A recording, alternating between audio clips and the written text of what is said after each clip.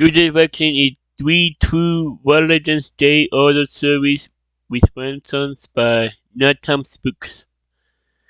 Like, the link to the video will be in the description below. Go and check them out. So let's get into this vaccine in 3, 2, 1.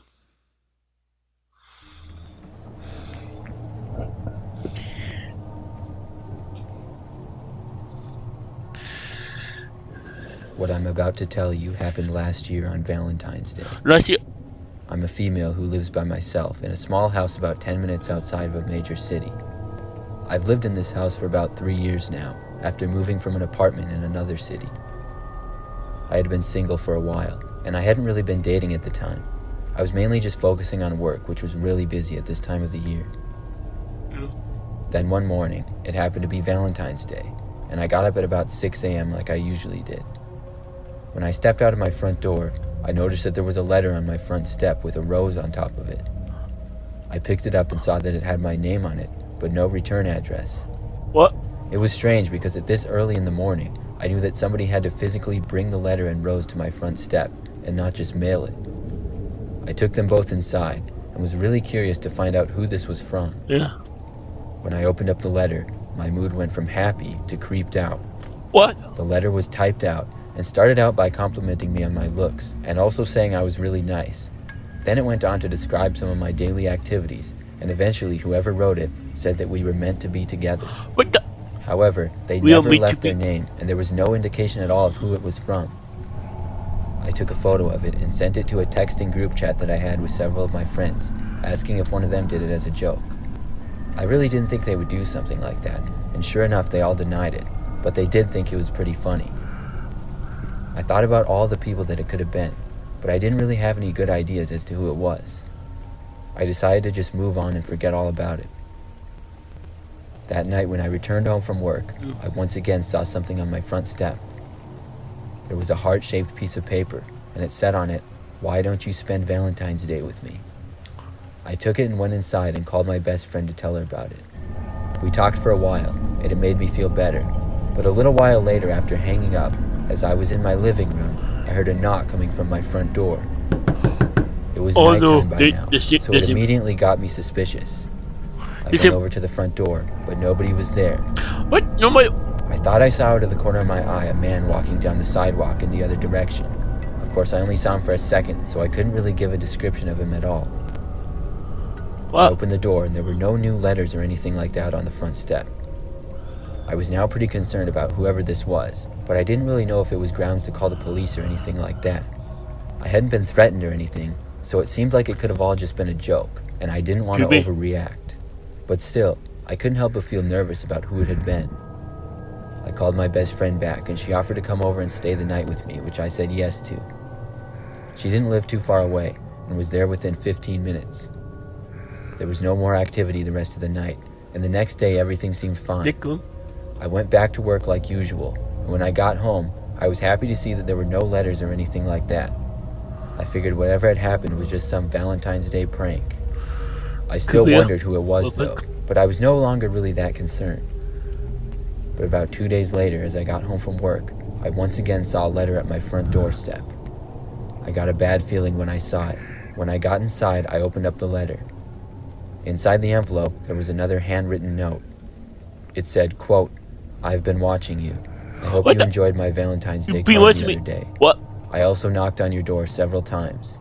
And tomorrow when you get back from work, I will be back." I couldn't believe it when I read this, and I suddenly felt really freaked out like I wasn't Be alone. back. I ran Let straight it from my go. front door and out to my car. When I was safely in my car, I drove to the nearest police station. I told everything to them, and they ended up investigating and having an officer stay near my house for a couple of days. I don't think they ever found out who was behind it all, but I never had anything like that happen again. What the? Does it go? No. A few years back, I went on a date with my girlfriend on Valentine's Day. Yeah. We went out to a really nice and fancy restaurant. The restaurant was one of those that was pretty expensive and you needed to make reservations for. You also had to wear nice clothes. We didn't normally go to such nice restaurants, but on the special occasion of Valentine's Day, it was nice. Our plan was for after dinner to go to a movie. Yep. When we were leaving the restaurant and going out to my car in the parking lot, I saw there was a man standing kind of next to my car. I was parked kind of in the back of the parking lot, so I was sort of surprised to see this. What is the man saying The by man was car? wearing a suit and saw me walking towards him but didn't say anything. I guessed maybe he was waiting for someone or something like that. He was probably about 6 feet away from the passenger side of my car, and when I got close to him I said hi. The man didn't say hi back to me though. He just kind of looked away and sort of took a few steps farther. We got in and drove away to a movie theater that was about 10 minutes away. The movie theater was pretty busy, and after we had gotten our seats, I left to go to the bathroom. As I was walking down the hall of the movie theater, I saw the same man in a suit once again. He was just kind of standing near the bathrooms looking in another direction. He never looked at me at all, and as I got closer, I was sure it was him. I went to the bathroom and then walked back to the theater where my girlfriend was, and I told her about seeing the man. She thought that I was joking at first and started laughing, until I told her that I was serious. We didn't really know what to make of it, but just hoped that it was a strange coincidence, and for the most part, we ended up forgetting about it. When the movie was over, we left the theater, and we didn't see the man at all in the theater or the parking lot. We got back to my apartment to watch some TV and have some drinks. I would say about an hour after getting back, as I was changing channels on the TV, my girlfriend asked me to come and look out the window. I walked over to it and looked outside down below. I lived on the 3rd floor, so it was sort of high up, but not really way up there. I saw on the side of the road was the same man in a suit just standing there. What? Now I knew this couldn't be a There's some guy. coincidence. This time it appeared he was on the phone. I knew without a doubt that this was the same guy, and we were both really creeped out now. I had enough at this point and decided to go downstairs and confront the man. I left the apartment and walked down the stairs into the lobby. Then I went out the door to the street where the man was. But when I got there, he was gone. I walked down the street a little bit and looked all around. I couldn't find him, so I went back up to the apartment and asked my girlfriend if she saw which way the man went. She said that he walked closer to the apartment building, and then he went out of sight. This was concerning because to us there was a strong possibility that the man was inside our apartment building. It took me a long time to fall asleep that night, but nothing strange happened The guy is until I finally in the did fall building. asleep. I had dozed off at probably about 2 a.m., but was awoken to the sound of a knock on our apartment door. I quietly got up and walked over to it. I looked out the peephole, but saw no one. My girlfriend and I both knew it had to be the man in the suit, but what did he want from us? The rest of the night there were no more knocks. In fact, we never did see that man again, but I always wondered who he was and why we kept seeing him.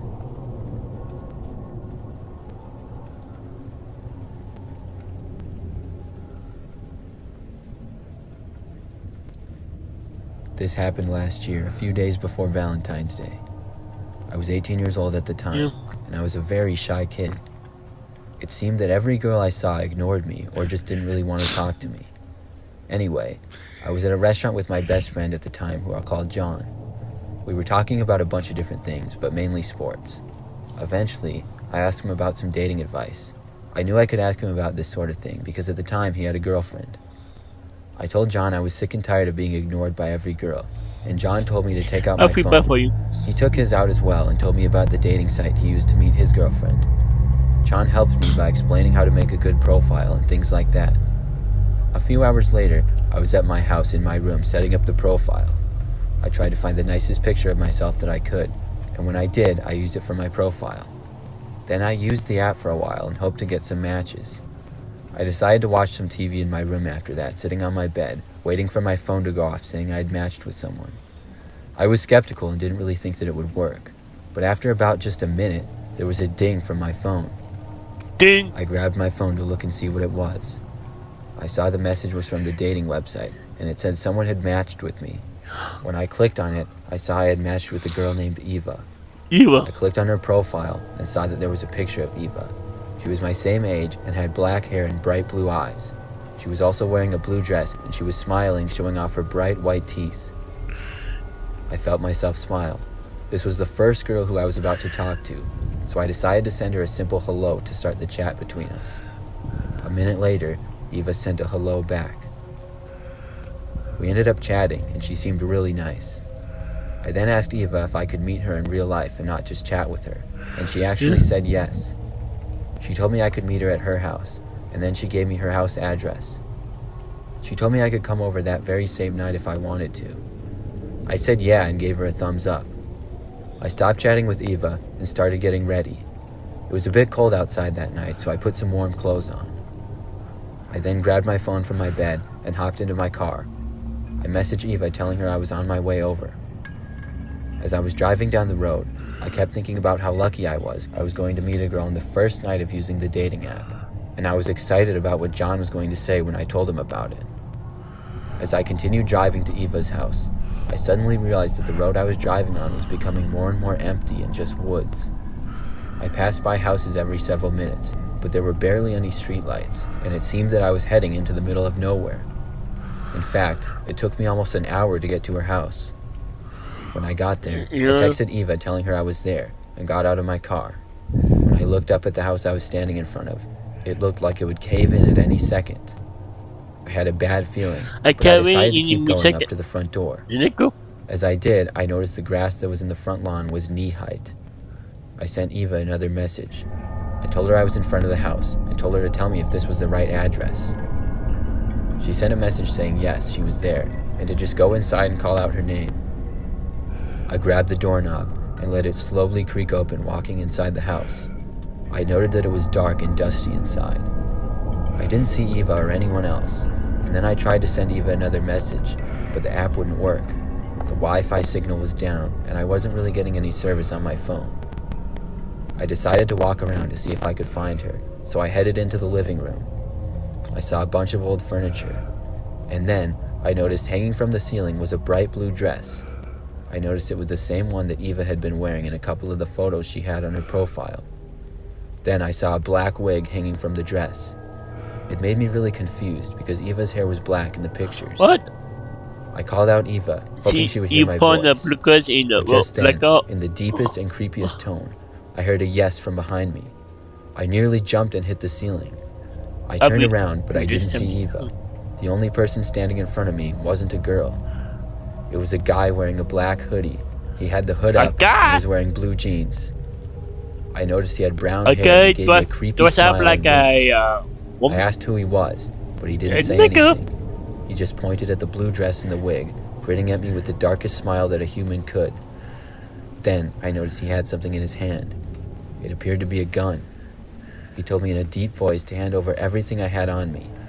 Then he pulled out a bag. I didn't want to argue with him, so I pulled everything out of my pockets and dropped them into his bag, even the watch I was wearing. The man then started to walk away from me. Pretty soon, I watched him walk out the front door. I was relieved, but also still terrified. Finally, I was able to get my legs to move again, and I ran out to my car as fast as I could. Luckily, I didn't see that freak again, but he had all of my stuff. I drove all the way back to John's house and told him everything. From there, he called the police, and when they arrived, I told them everything. As it turns out, the man who had lured me into the house was also pretending to be the Eva girl, and she didn't really exist. That's why I saw the blue dress and the wig in the living room of the house. The house also didn't belong to the man, and it was an old abandoned one. The scary thing is, the police never found the guy. But since it happened, I stopped using dating apps.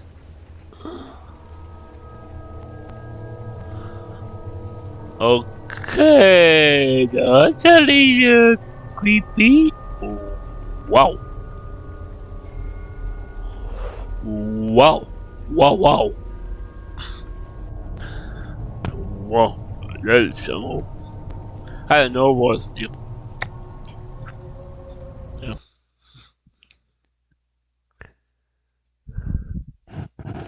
Wow, that was... Wow, wow, wow.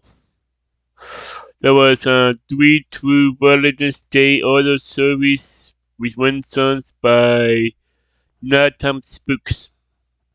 The link to the video will be the description below. Go and check them out. And drop a like if you like. And comment down below if you want to see more series reaction like this one. And subscribe if you're new. incredible souvenir from Winterblot in the mud.